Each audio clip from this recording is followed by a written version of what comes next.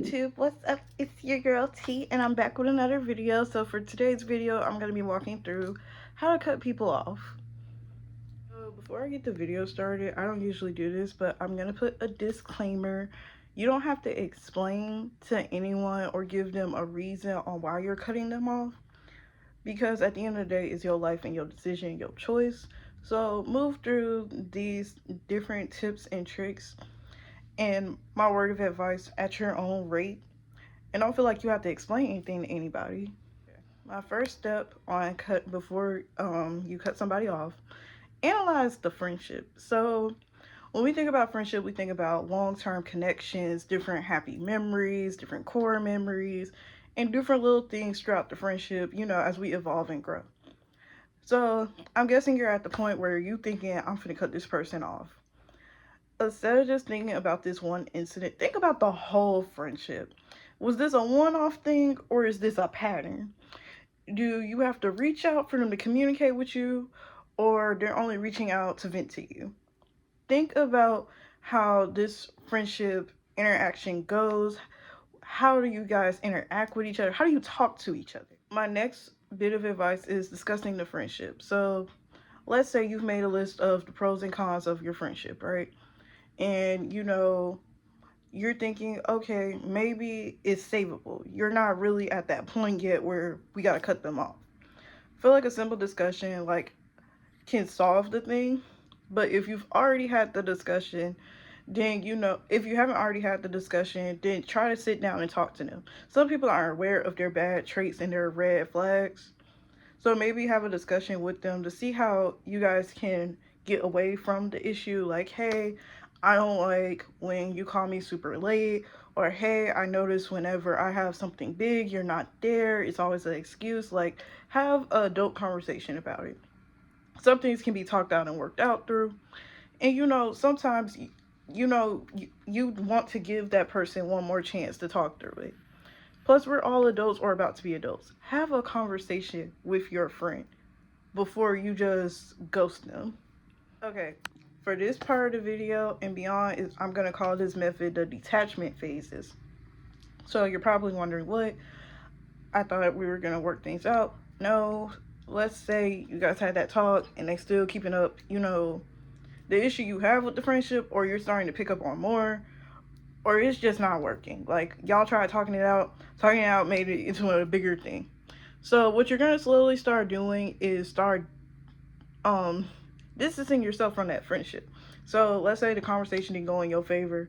They've either somehow become more toxic, or y'all are still arguing just more aggressively with each other.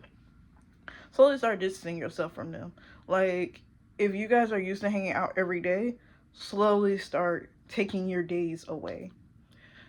This distance is what you need to have a clear mind, because sometimes if you're in an argument with your friend, sometimes the arguments can become too intense and people aren't thinking or talking with a clear mind. So just start slowly distancing yourself from them. Now, my next word of advice: do not discuss on social media. Do not discuss on social media. Okay, so you know how celebrities have really bad breakups, or they get into Twitter beef and they go back and forth, and we don't really like that because we're like, this is really behind the clothes type of business, right?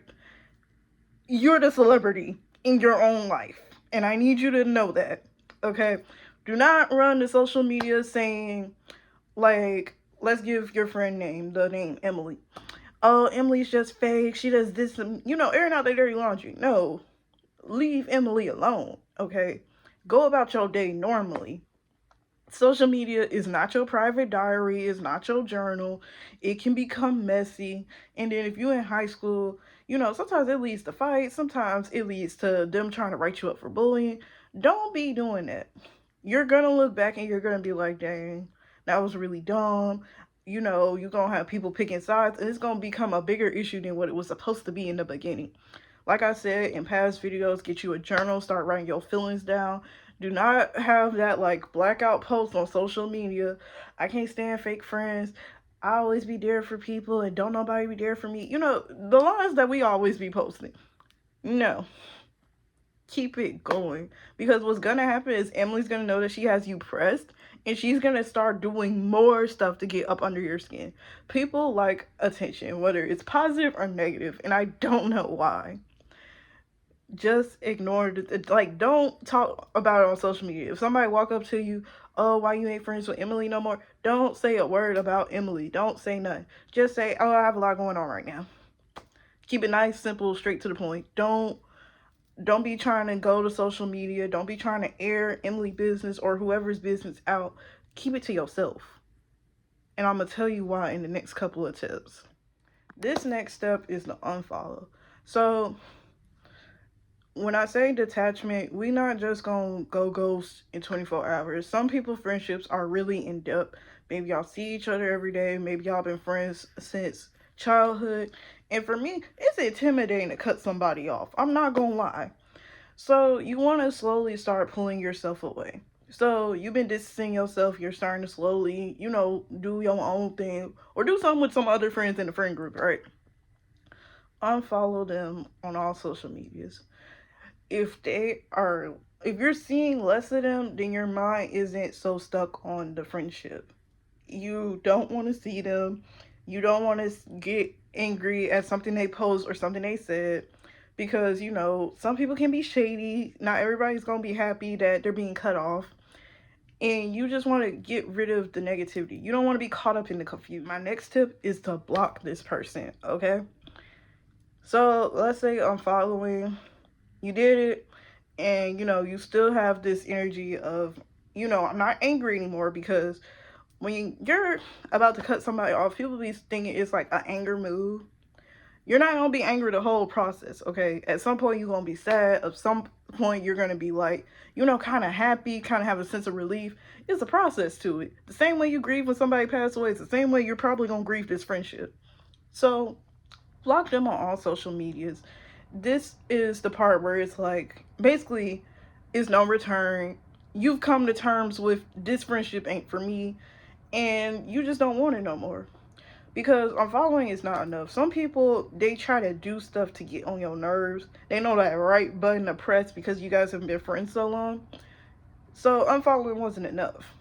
Now on Instagram, they have this button where you can block future accounts that this person creates. And I feel like you need to utilize that button, okay? Blocking does not mean you scary. It does not mean that you are, shy, or, you just peaceful keeper or whatever. Like, people be trying to make it seem like it's a bad thing to walk away from situations. It is not. You're doing this for your peace of mind, and that's it. You don't have to explain yourself to nobody. Block them on all the social medias. You don't hear, you don't see, you don't think about them. Like, they're gone. Okay, my next step is to delete pictures and videos and messages, montages, whatever y'all got together. Just go ahead and cut yourself out. Y'all got a YouTube channel together, just log out of it. You got pictures from 2010 or last year birthday party, go ahead and delete it. Y'all got this special super group chat where it's just the two of y'all, just go ahead and leave it, delete it. Whatever you gotta do. This is the deleting part. And for me, this is really the hard part, because you can kind of go back and follow somebody, but once we hit the step of deletion, that's it. There's no going back anymore. So you're deleting everything you have with this person. If you got pictures up of y'all in the room, you're taking them down, you burning them, throwing them away. Just, it's not there anymore. The friendship is gone. It has served its time. Their season is over. It's being canceled, and it's not being renewed for another one. This deletion method, I'm not gonna lie, this step is the hardest one. Because that's when you've accepted in your heart that this friendship is not going to come back. We really done with each other. There's no coming back to it. My next step is to grieve the friendship. So a lot of people try to be hard, like after breakups, like, oh, I don't need nobody, I'm good. They didn't deserve me. It's whatever. It's they lost. Now, technically, it is they lost. Don't get me wrong. You're allowed to grieve a friendship, though. Like, when I say grieve the friendship like you grieving somebody passed away, I mean exactly like that. You can be sad. You probably are going to cry at some point. It's probably going to be angry. Probably gonna be like, why did I waste my time with this person? Why did I give them all this advice and they couldn't treat me right? You know, really gonna be overanalyzing a friendship again. It's okay. Grieve the friendship. It is okay to be upset that something is coming to an end. Not everything is going to have a happy ending. And it's going to be really hard to be kind of looking at somebody that you used to spend maybe all night on the phone with. Y'all used to go to all the places and parties together. And y'all not doing that no more. Grieve the friendship. It is okay to be upset and sad that a friendship is ending or it's over. And you coming to terms that you trying to work your life around that now. My next thing is accept that things are changing. So this step is kind of the hardest. Like, the band-aid is ripped off now. And this is probably the second hardest step because, you know, we always want to be like, oh, it was better when this was going on, or this was my best year, or this was my strongest friendship. You know, we always think that the old times are the best times, and they're really not like how we think it is. It's gonna get ugly before it gets good. That's the best way I can explain it. Accept that things are evolving. You're not gonna be the same person you were in middle school. You're not gonna be the same person you were in high school. And you're definitely not gonna be the same person you are in college after college. When you're in different eras of your life, you're gonna evolve, change, and learn a little bit more about yourself than you did in the past era. And that's not always a bad thing. When we look at change, we kind of get upset because we're used to everyday life, we're used to a schedule or some type of norm. And I get that. I really do. The issue is, however, you can't stay stagnant. You can't say, I'm cutting this person off, and then you give them one more chance. Because at this point, you're telling them you have permission to treat me however you want to treat me. And it's not always being the bigger person that's the issue. Because you can be the bigger person all day and night. If a person is constantly disrespecting you and they're constantly getting away with it and constantly not getting consequences for it, they're going to continue doing it because you've okayed them. You've given them unconscious permission that you can do anything to me and I'm going to take you back at the end of the day, which is why you have gotten to the point of you finna cut them off. Things are changing. Your favorite food, like, let's take that as an example, right? Your favorite food in high school, middle school, elementary school has probably changed. Why? Because you've had more experiences. You've had different places you've tried, you've gone and done different things, right? Think of friendships as the same way as food, right? So you got rid of this toxic person. You guys were together for, like, let's say 10 years or whatever, right? There's now room for somebody else to come in, for you to share your life and grow with. You're not gonna have, like, think of friendships like relationships.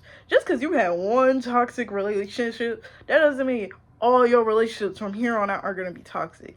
Things are changing and evolving, and that's a-okay. My next bit of advice is going to places that you like or that you want to explore. So, when you're sad and you're grieving a friendship, a lot of people go stagnant and be like, kind of crash mode. And what I mean by that is, they're not taking care of their hygiene. They're not taking care of their mental health. They're kind of just in this sorrow state of mind. They really don't want to do anything. I'm going to tell you that's not going to be allowed, bestie. I'm going to need you to get up. So I want you to start looking at places on TikTok, Pinterest, YouTube, or, you know, Google places in your area. Stuff you want to try, places you want to go. You're going back outside. Okay, we're not going to be inside the whole time grieving the friendship. I may need you to pick up a hobby, maybe pick up a game, maybe learn a different language. You're going to do something to preoccupy your mind. The thing about grieving, you're not meant to grieve forever.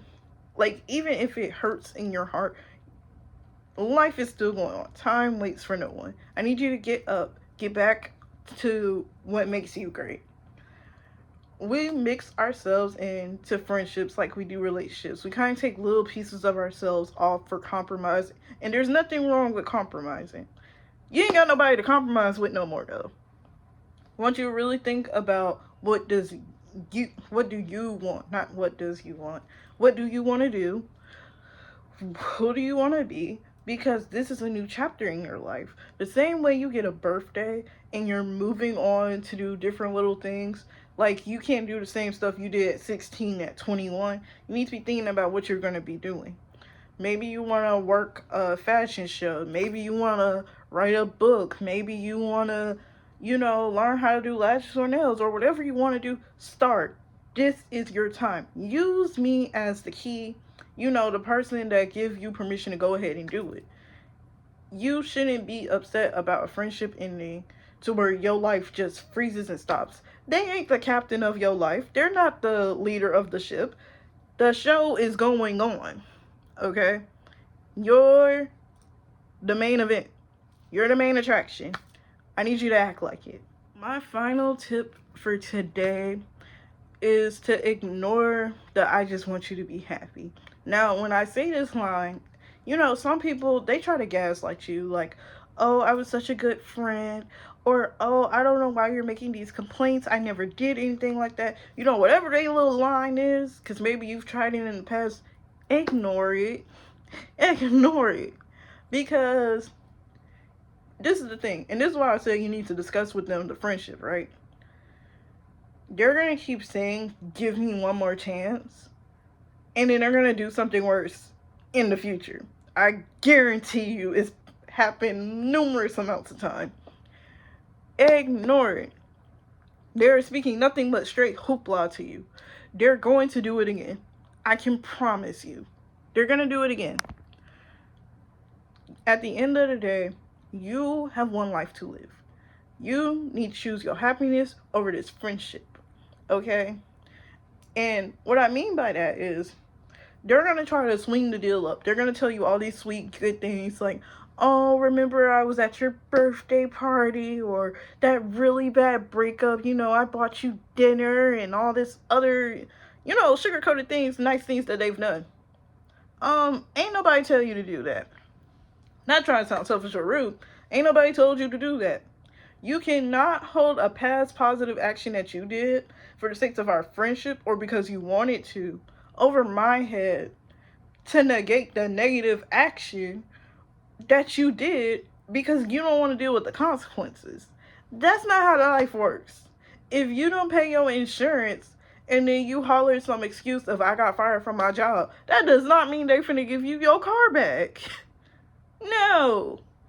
Ignore whatever they're trying to tell you. Because at the end of the day, if they really wanted to change and they really cherished the friendship, they would have did it. You wouldn't have to cut them off. So think about it like that. Like, when you are talking to them about the friendship, really be in depth with them. "I don't like when you do this, and I don't like when you do that." And it's not you being rude, but tell them how it makes you feel. For example, when it's your birthday, I go all out on your gifts.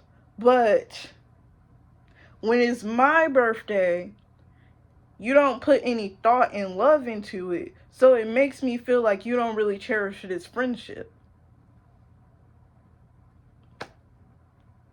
There was no room for argument in that statement. You're taking accountability for how they're making you feel, and you're telling them how you make you feel. Because y'all like to holler communication is key until it's time for somebody to communicate with you. And I'm not really feeling that no more. So when you cut them off, you done blocked, you done deleted. Some people are determined. They're going to send people after you to talk to them, or they going to find some type of mysterious way. Ignore the signs. Eventually, they're going to get to a point where they're like, "You know what? They're not trying to talk to me no more. I'm going to move on." Simple. You are the prize at the end of the day. Go for your dreams. All right? Go for your dreams. Okay, so that's it for my video today. I hope you enjoyed it. Don't forget to like, comment, and subscribe, and I'll see you in my next video.